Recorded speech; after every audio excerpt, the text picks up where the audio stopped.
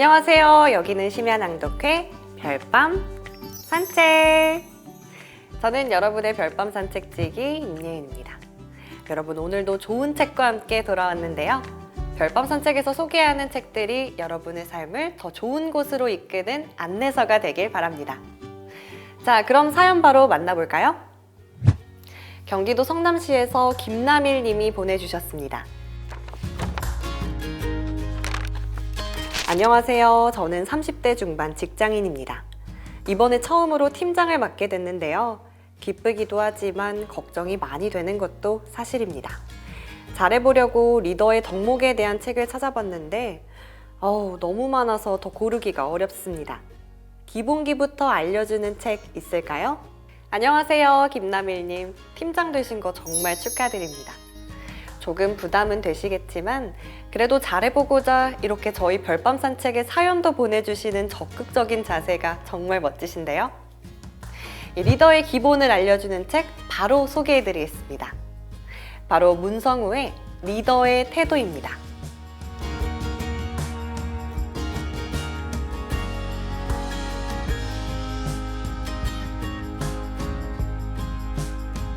저자 문성우는 법학과 경영학을 전공한 교수이자 24년간 여러 대기업에서 직장 생활을 했습니다. 지금은 강연과 컨설팅 등 다양한 방송 활동을 통해 리더 전문가로 활동 중이죠. 저자는 1인 기업부터 대기업, 또 평사원에서부터 임원까지 이 조직 내에서 할 수 있는 모든 것을 경험했죠. 이를 바탕으로 수십 년 조직 생활의 경험에 리더십 연구 결과를 더해 이 책에 담아냈는데요. 같은 리더라도 왜 어떤 리더는 존경받으며 일을 잘하고 또 어떤 리더는 그 반대인지를 연구하며 이 리더에게 꼭 필요한 6가지 태도에 대해 정리했습니다. 그럼 바로 들어보겠습니다.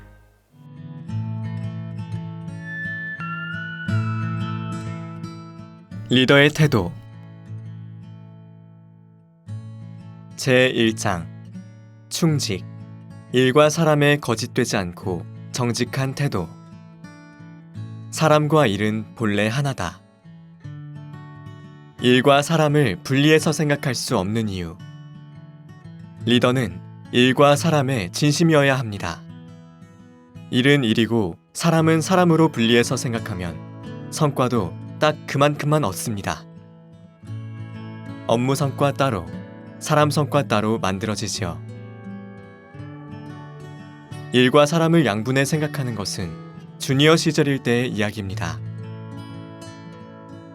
리더는 일과 사람을 한 몸으로 생각해야 합니다.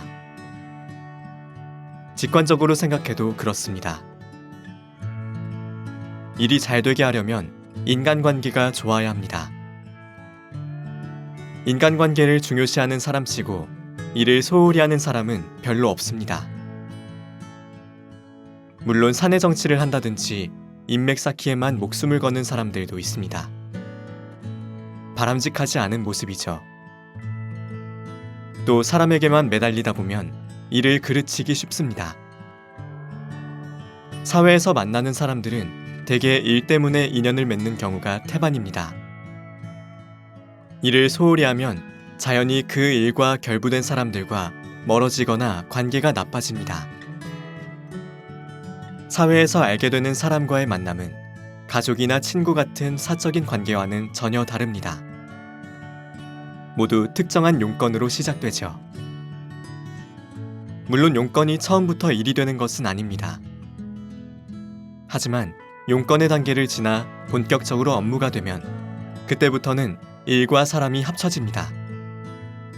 제 주위에도 취미 모임에서 만났다가 의기투합해 스타트업을 세운 후배들, 경영대학원 최고위 과정에서 만나 각자 자신들이 운영하는 기업의 장점을 살려 협업을 모색한 CEO 등을 쉽게 찾아볼 수 있습니다. 여기서 중요한 것은 다양한 계기와 이유로 사람으로서 인연을 맺지만 일이 개입되면 그때부터는 일과 사람을 분리해 생각하기가 어렵다는 점입니다. 그래서 현명한 리더는 일과 사람 모두에 치우침 없이 충직한 태도로 대합니다.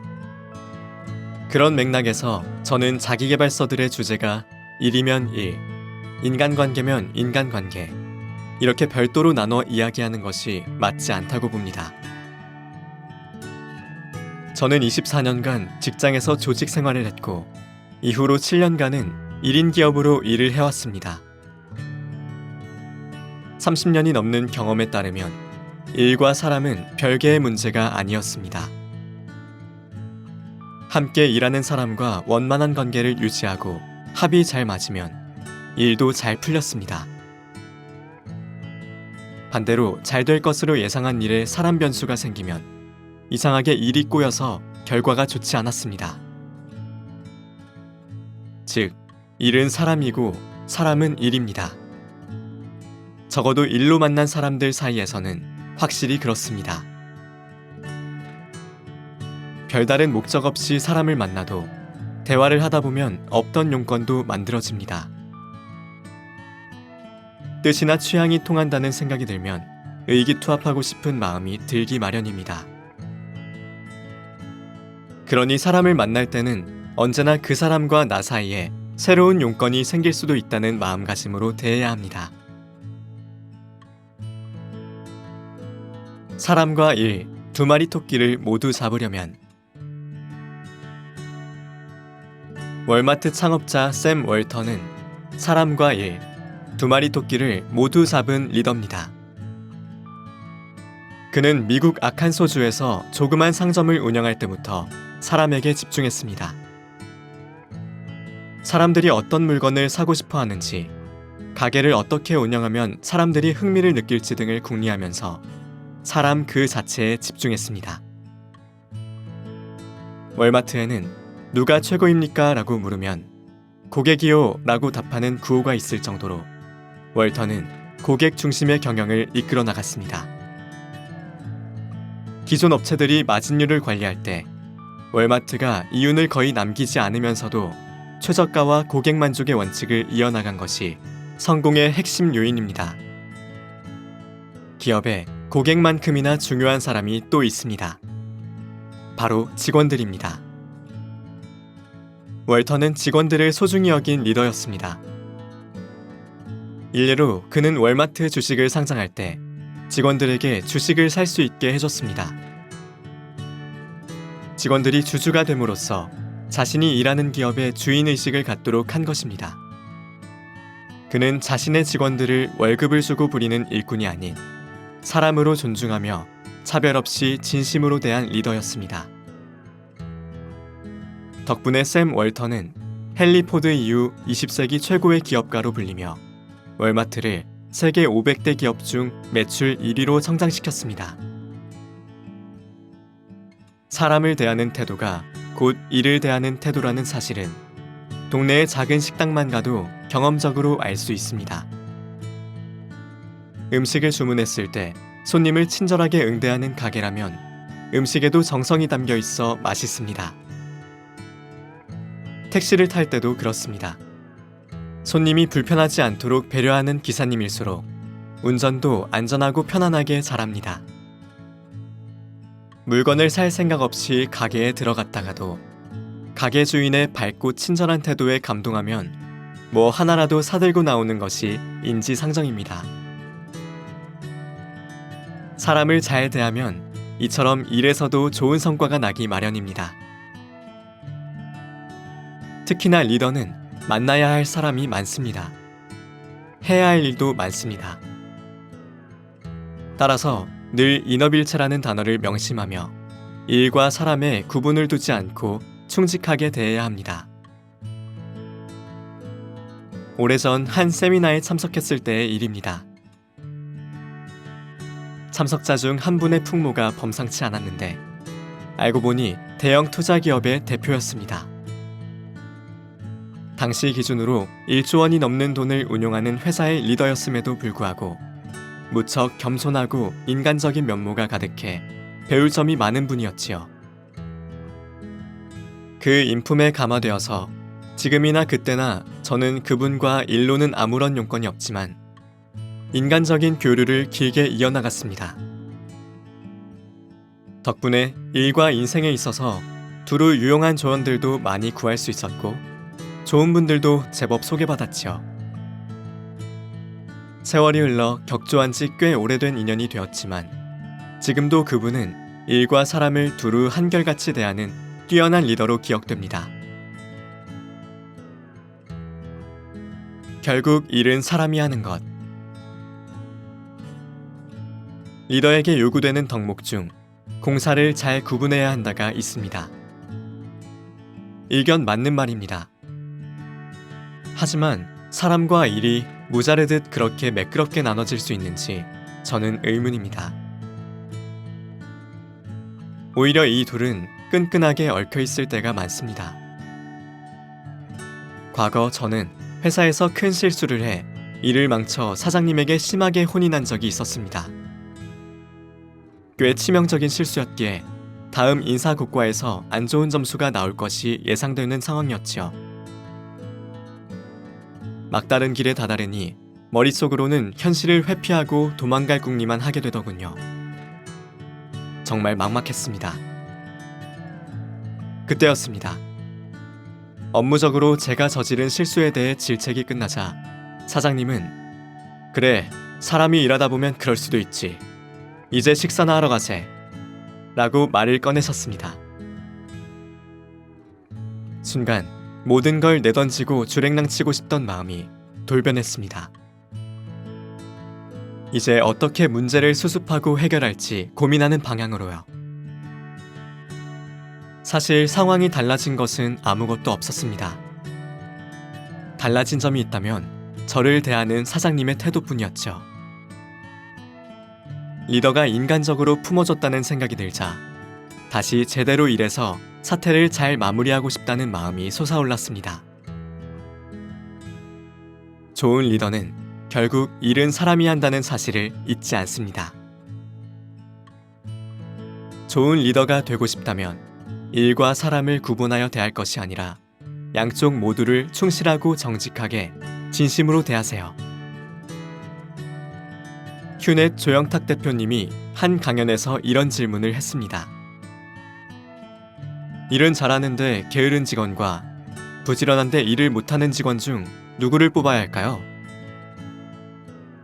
정답은 둘 다 뽑으시면 안 됩니다 였습니다. 사람의 태도는 일의 성과만큼 중요하다는 의미에서 한 말씀이었죠.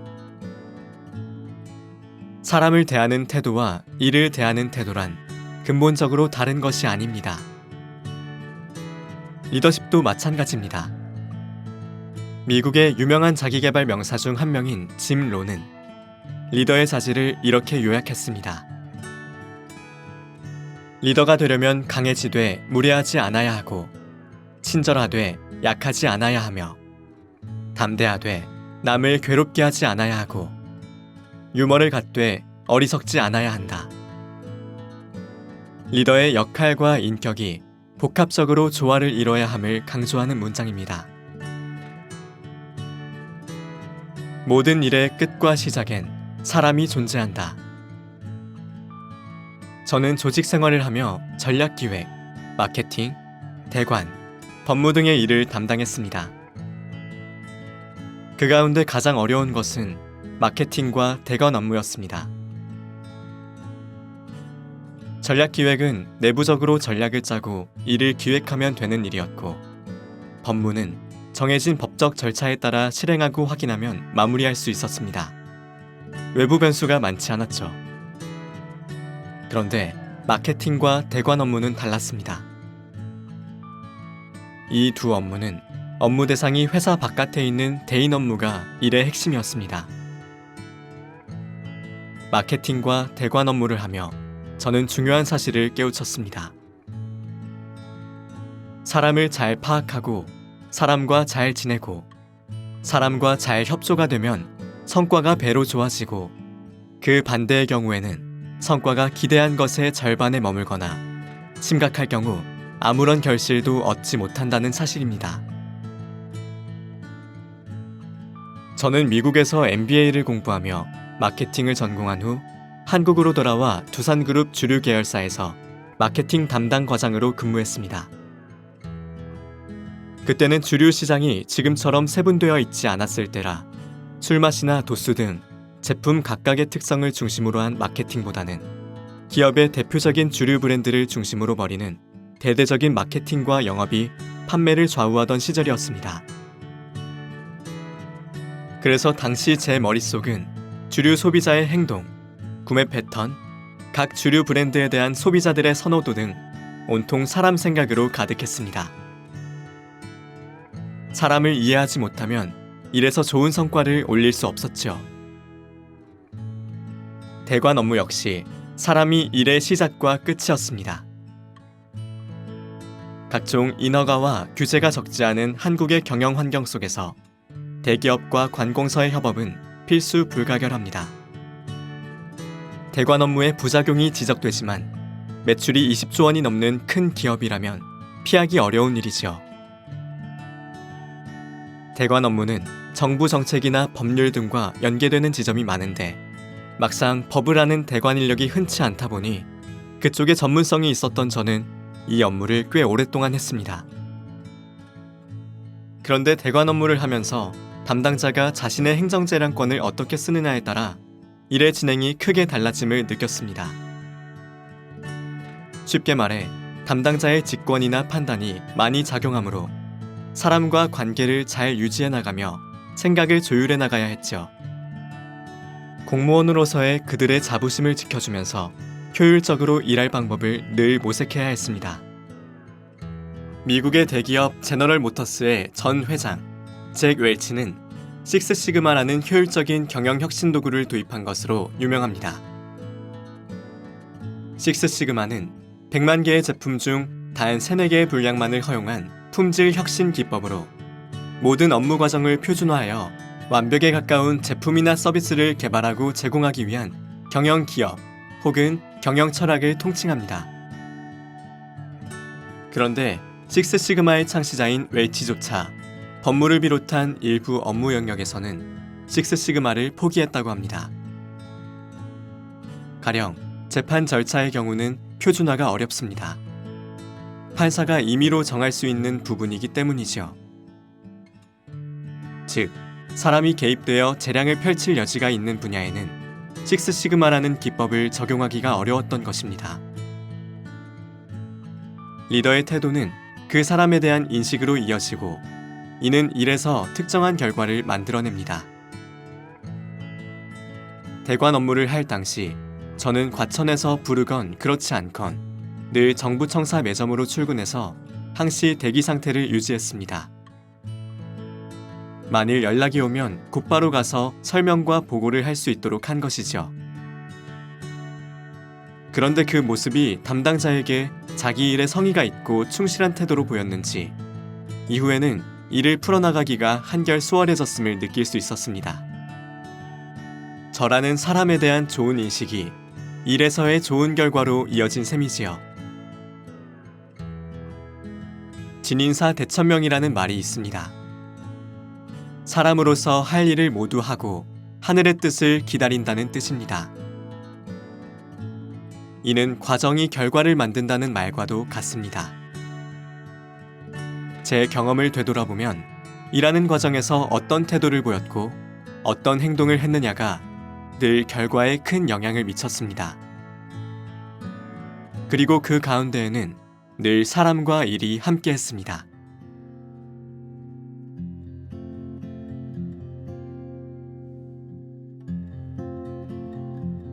내가 잘하는 것이 무엇인지 아는 태도. 자기애가 없는 리더는 금방 무너진다. 리더의 성과를 판단하는 외부의 시선. 여러분은 리더라고 부를 수 있는 자격의 기준을 무엇이라고 생각하나요? 거느리고 일하는 직원의 수? 회사의 규모?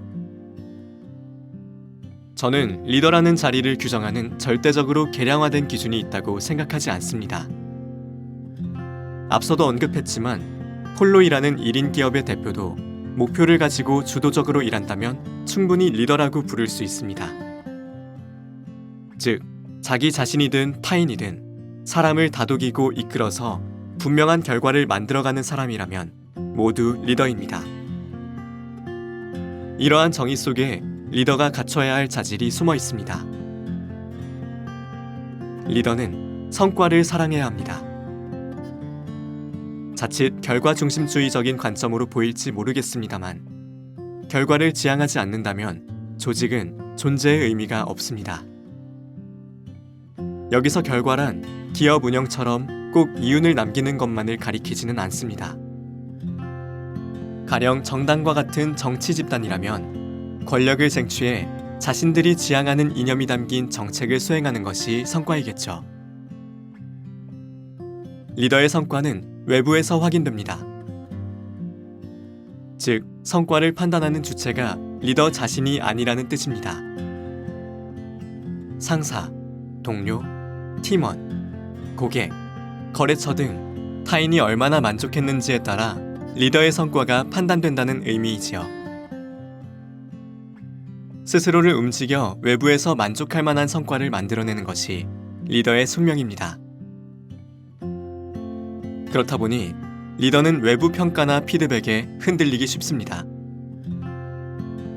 저도 직장 생활을 할 때 타인으로부터 칭찬을 받고 명성을 얻으면 그것이 일을 추진하는 데 큰 동기를 부여해줬습니다.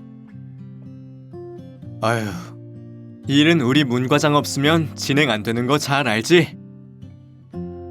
문 차장, 자네 이번 회의는 무조건 참석해줘야 하네. 자네의 의견을 꼭 들어야겠어. 무슨 일이 있어도 시간 비워놓게.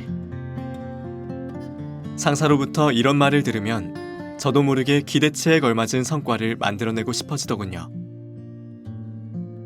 내가 이 정도 되는 사람인데 그래도 그 이상은 해내야 하지 않겠어?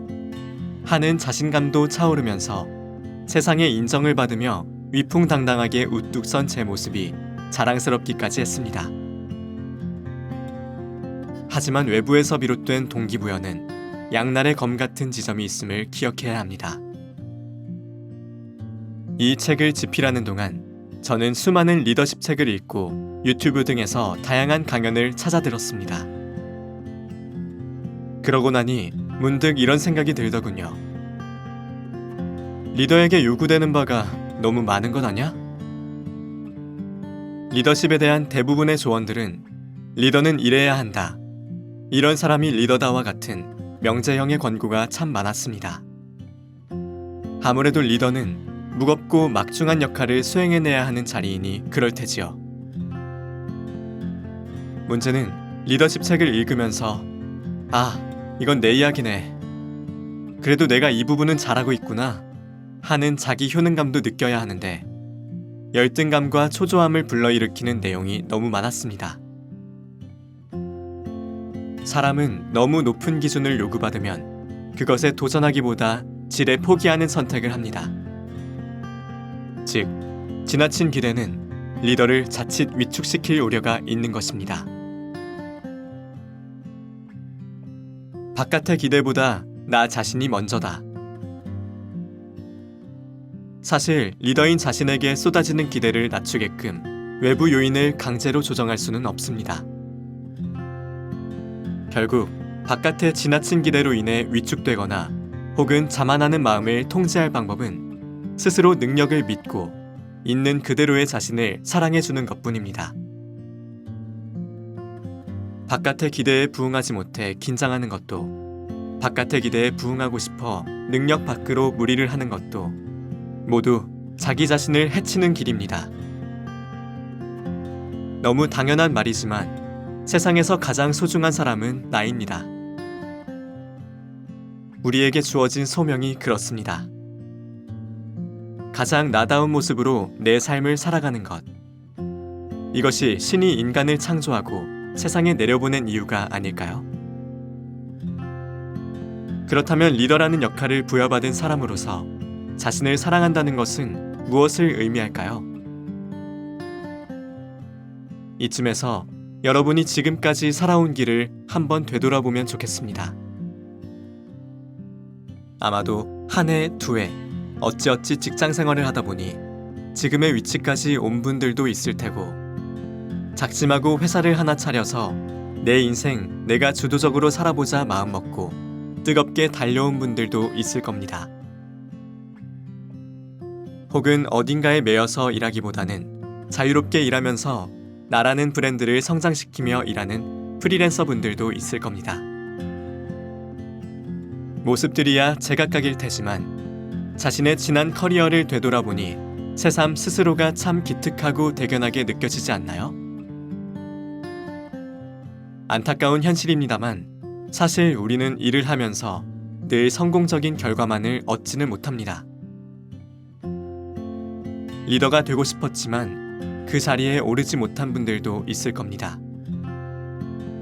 성과에 대한 목표의식만큼은 분명하지만 여러 요인들이 따라주지 않아 일이 잘 풀리지 않았던 분들도 있을 테고요. 하지만 결과와는 상관없이 각자의 일을 해오는 과정에서 쌓아온 경험은 여러분만의 가치 있는 자산입니다. 자신을 사랑한다는 것은 자신의 모든 경험을 포용하고 사랑한다는 의미입니다. 그 경험을 쌓기까지 애를 쓴 자신을 인정하고 사랑한다는 의미입니다. 이는 곧 자기 동기부여로 이어집니다. 자기 동기부여를 위한 마법의 워딩. 딱 이것만 하자. 물론 자기 동기부여가 말처럼 쉽지는 않습니다. 동기부여란 결국 목표를 달성하기 위해 힘을 내고 소모된 에너지를 충전해서 전진하기 위해 필요한 것인데 사람이 일하면서 너무 진이 빠지면 충전 자체가 어려울 뿐만 아니라 궁극에는 왜 내가 방전된 몸을 추스르고 충전해서 다시 일해야 하는지 그 필요성을 느끼지 못하기도 합니다. 쉽게 말해 번아웃이 되는 것이죠. 성과 내는 것을 좋아하는 리더들 역시 그런 슬럼프에 종종 빠집니다. 인사고과가 발표되고 인사이동의 계절은 다가오는데 아직 해놓은 것도 없는 것 같고 그렇다고 힘을 내서 일하자니 그럴 마음이 들지 않았던 경험이 리더의 위치에 머물렀던 사람이라면 누구에게나 있을 것입니다. 아무리 좋은 회사에 다녀도 일에 대한 의욕이 많은 편이어도 단 한 번도 출근하기 싫은 적이 없던 사람이 어디 있겠습니까? 사람에게는 늘 이중적인 면모가 존재하는데 직장인도 그렇습니다. 어떤 날은 이렇게 열심히 일하다가 스톡옵션이나 초고액 연봉을 받는 임원직까지 올라가는 거 아니야? 희망에 부풀었다가 어떤 날은 누구는 창업해서 대박이 났다던데 나는 월급의 노예가 되어서 저기 저 부장처럼 나이만 먹다 퇴직하는 거 아닌가 모르겠네. 아휴. 한숨 쉬는 날도 있습니다. 이런 고민은 임원이 되어서도 똑같습니다. 임원이 되면 기사 딸린 차를 내려주는 이유를 혹시 아는지요? 어디 다른 데로 새지 말고 제 시간에 회사에 와서 일하라고 차가 상시 대기하는 것입니다. 제가 24년간 직장 생활을 하면서 가장 힘들었던 때는 직원에서 임원이 된 직후였습니다. 한국을 대표하는 글로벌 대기업의 최연소 임원이라는 타이틀은 굉장히 묵직하게 다가왔습니다. 하지만 임원직을 달았다고 해서 하루아침에 마인드가 임원의 그것으로 바뀌기는 어려웠습니다. 마치 어제까지는 미성년자였는데 만 20세 생일이 지나 성년이 되었다고 해서 하루 사이에 어른처럼 행동할 수는 없는 것과 같은 이치이죠. 하지만 내가 성장하지 않았다고 해서 나에게 주어진 역할을 방기할 수는 없는 노릇이었습니다. 나를 다독여서 직원의 마인드에서 임원, 그리고 리더의 마인드가 될 수 있도록 이끌어 나가야 할 책임이 있었습니다. 그때 제가 구사한 방법은 바로 딱 이것만 하자라고 마음속으로 되뇌는 것이었습니다. 천리길도 한 걸음부터라는 속담처럼 한 번에 많은 것을 하려고 하기보다는 오늘은 이거 하나만 딱 해내자 하는 마음으로 저에게 다가오는 과업들을 해나갔습니다. 그렇게 매일매일 걸음을 옮기다 보니 어느새 꽤 먼 길을 걸을 수 있었습니다. 지금은 글쓰기가 직업인 사람이 되었지만 저도 처음부터 제가 7권의 책을 써내리라고는 생각하지 않았습니다. 미리 출판 계약을 여러 권 하지도 않았고요. 대신 새로운 출판 계약을 할 때마다 늘 이렇게 다짐했습니다. 그래, 올해는 딱 이 책만 쓰자. 그 시간이 한 해 두 해 쌓이다 보니 어느덧 7권의 책을 출간한 저자가 되어 있더군요. 너무 먼 훗날의 일까지 생각하면 사람은 지레 지치고 의욕을 잃기 마련입니다. 미래에 대한 생각은 그 일이 실제로 일어날지 일어나지 않을지 불투명합니다. 그런 일에 미리 겁을 먹고 질려버린다거나 위축될 필요가 있을까요? 그러니 리더 여러분, 성과는 내야 하겠는데 영 몸도 마음도 움직이지 않을 때는 딱 이것만 하자라고 말해주면서 자신에게 달콤한 선물을 하기를 조언합니다. 저는 이 선물을 투데이 캔디라고 부르겠습니다. 오늘 하루를 견디게 하고 나를 움직이게 만드는 달콤한 사탕 같은 선물이기 때문입니다. 이 말 한마디를 건네므로써 시시포스의 바위처럼 무겁게만 느껴졌던 나의 하루가 조금은 가뿐해지는 기분이 들지도 모릅니다. 이렇게 건강한 자기 동기부여야말로 자신을 존중하고 사랑하는 방법입니다. 이 장의 맨 앞에서 저는 자존을 스스로를 인식하는 태도라고 새롭게 정의했습니다. 이어서 나를 올바로 인식하여 나의 그릇을 제대로 파악하는 것이 좋은 성과를 내기 위한 시작점이라고 진단했습니다. 나를 아는 것에는 고통도 따릅니다. 나의 한계도 알게 되기 때문입니다. 하지만 진정한 리더는 두려움 없이 그 한계를 인정하고 받아들여서 자신의 그릇을 키우는 에너지로 활용합니다. 그 과정에서 외부의 변수에 상관없이 자기 동기부여를 해가며 무리하지 않으면서도 즐겁게 일하는 방법을 찾아나갑니다. 완벽한 리더는 세상에 존재하지 않습니다. 자신에게도 없는 완벽을 주위에 강요하는 리더는 좋은 리더가 아닙니다. 훌륭한 리더는 자신을 비롯한 인간의 불완전성을 인정하고 그 불완전함 가운데서도 빛이 나는 부분을 찾아 사랑하고 독려해주며 앞으로 나아가는 리더입니다. 자존이 높은 리더, 자기에 대한 존중과 사랑이 넘치는 리더는 어떤 어려움 속에서도 흔들리지 않습니다. 또 그래야 리더는 자신의 품위를 지키며 자존할 수 있습니다. 제3장 배려. 팀원과 더불어 성장하는 겸손한 태도. 함께 걸어가야 멀리까지 갈 수 있다. 배려는 가장 좋은 동기부여의 방법. 리더들은 때때로 자신이 얼마나 막강한 권한을 가졌는지, 자신이 팀원들이나 구성원들에게 얼마나 커다란 압박을 주는지 잘 모릅니다.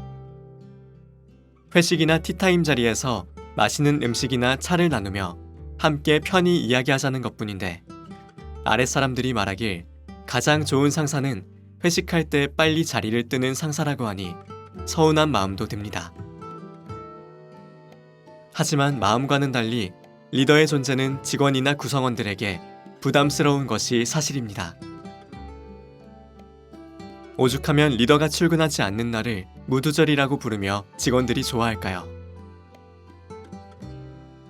그렇다고 해서 리더가 책임을 내려놓고 자신의 역할을 하지 않을 수도 없습니다. 이럴 때 아랫사람들과 공존할 수 있는 비결이 있습니다. 바로 배려입니다. 배려는 일종의 인정의 베품으로도 볼 수 있습니다. 예를 들어 사교에 누구나 3년에 한 번씩 일정 기간으로 특별 장기휴가를 갈 수 있다고 칩시다. 휴일 규정은 노동계약 조건에 포함되었기에 정해진 일정에 맞춰 떠나는 휴가를 어떤 직원도 회사의 배려라고 생각하지는 않을 것입니다. 당연한 권리이니까요. 그런데 팀원 중 한 명이 3개월간 출산 휴가를 보내고 오게 되었습니다. 때마침 이 직원은 올해 3년에 한 번 찾아오는 특별 장기 휴가를 쓸 수 있는 상황이기도 했습니다. 하지만 팀 내의 일이 워낙 많아 휴가를 추가로 붙여서 쓰기가 다소 눈치 보이는 상황이기도 했죠. 이럴 때 리더가 먼저 해당 직원에게 모모씨, 팀 업무는 신경 쓰지 말고 필요하다면 특별 장기 휴가를 출산 휴가에 더 붙여서 써도 괜찮네. 몸조리 잘하고 건강하게 복귀하게 라고 이야기해준다면 이것은 커다란 배려로 다가갈 것입니다. 이처럼 리더가 조직 내에서 팀원들이 처한 상황을 공감해주고 잘 헤쳐나가도록 자상하게 배려해준다면 팀원들은 더 이상 리더를 두려워하거나 멀리하려고 하지 않을 것입니다. 리더 역시 자신의 배려를 통해 팀원들과 가까워짐으로써 심정적으로 서운했던 마음을 달랠 수도 있을 테고요. 이와 같은 상호 간의 배려는 팀워크를 다져줌은 물론이고 업무의 성과로도 이어집니다. 고마움에 보답하는 마음은 내적 동기를 높여주는 감정 중 하나입니다. 사람에 관한 관심과 균형감은 배려의 바탕이다. 공평무사한 태도를 잃지 않으면서도 아랫사람을 적절히 배려할 줄 아는 감각은 어디에서 시작할까요? 본질은 사람에 관한 관심입니다. 타인에게 무관심한 사람은 다른 사람을 제대로 배려하기가 어렵습니다. 그 사람이 무엇을 필요로 하는지를 파악할 수 없기 때문입니다. 제 경험담을 하나 이야기해 보겠습니다.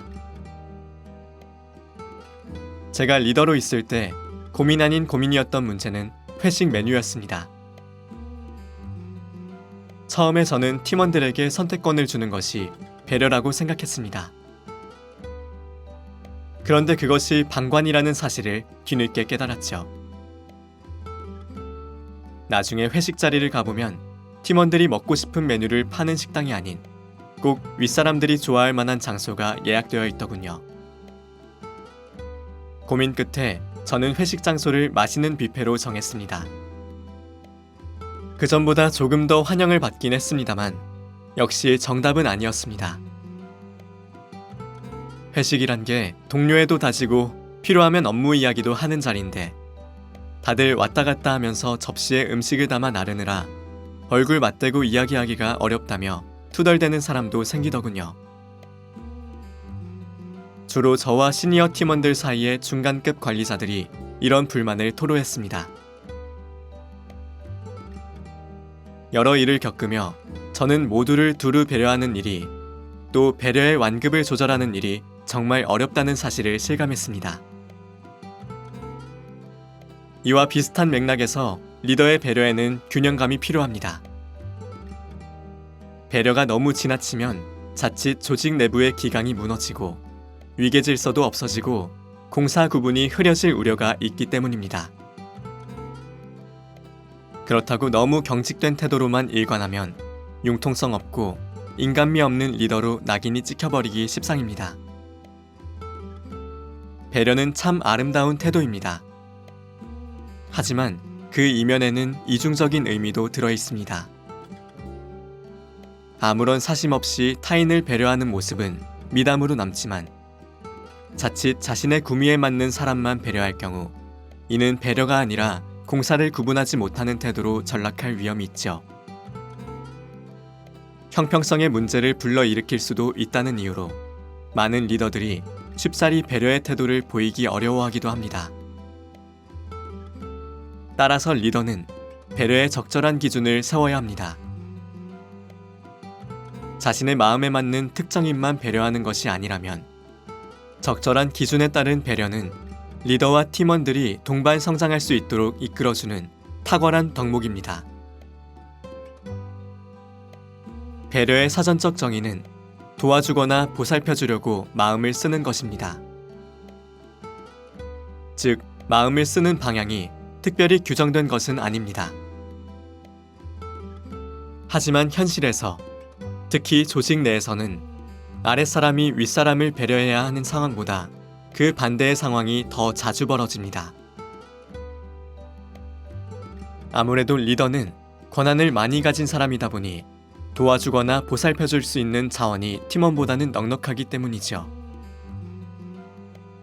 그렇기 때문에 저는 리더라면 팀원을 배려하는 것이 의무라고 생각합니다. 리더가 발휘할 수 있는 배려의 다양한 모습. 리더가 발휘할 수 있는 배려에는 어떤 것이 있을까요? 저는 크게 3가지를 꼽습니다. 우선 업무의 시공간에서 직원들 각각의 개인적인 사정을 헤아려주는 배려입니다. 회사에 다닌다는 것은 남에게 내 시간과 노동력을 내어주고 그 대가를 받는 일입니다. 자영업자나 프리랜서, 개인 사업자들도 여기에서 예외는 아닙니다. 돈을 벌고자 한다면 내 시간과 공간을 일정 부분 내어놓아야 합니다. 그러다 보면 나 자신도 내 사정을 제대로 돌봐주기 어려울 때도 많습니다. 개인사가 있다고 해도 가게 문을 열고 거래처와 소통하며 일해야 하지요. 여러 상황이 있겠지만 여기에서는 조직 내부의 이야기로 한정해서 예를 들어보겠습니다.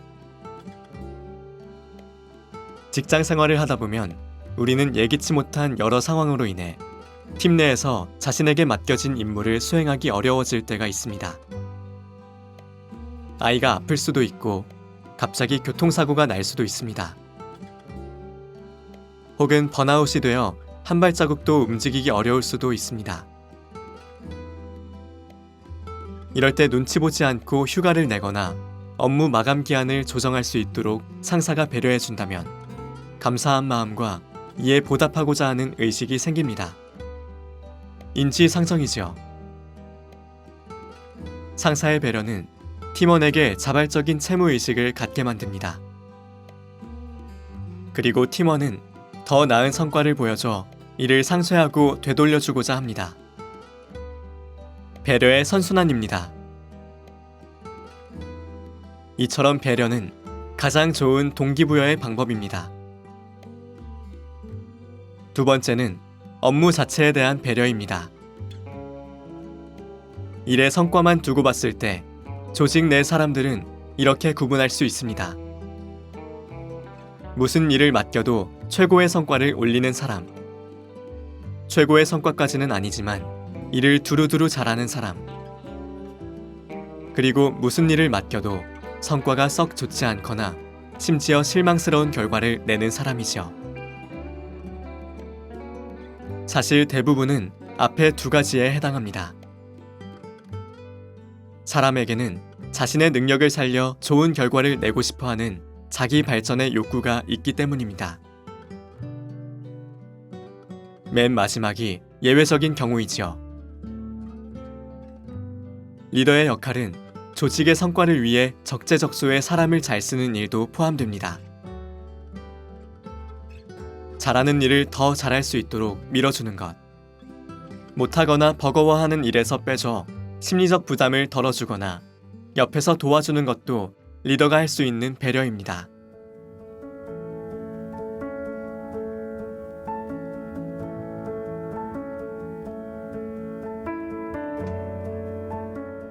잘 들어보셨나요? 저는 잘 되는 리더들의 공통점이 어떤 특출남이나 능력보다는 이 일에 임하는 열정적인 태도였다는 점에서 다시 한번 마음의 중요성에 대해서 생각해 보았습니다. 여러분도 책에서 소개한 태도들을 내가 속한 조직 안에서 조금씩 실천해 보면 어떨까요? 그럼 저는 다음에도 좋은 책과 함께 다시 찾아오겠습니다. 좋은 밤, 별밤 되세요.